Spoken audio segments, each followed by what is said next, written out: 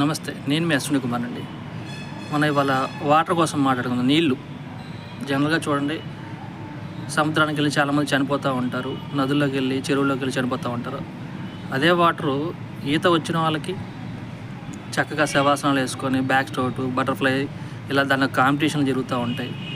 అంటే ఏం లేదు, మనకు ఉన్న సోర్స్ని మనం ఎలా యూటిలైజ్ చేసుకుంటున్నాము అనే దానిపైన ఆధారపడి ఉంటుంది అన్నమాట.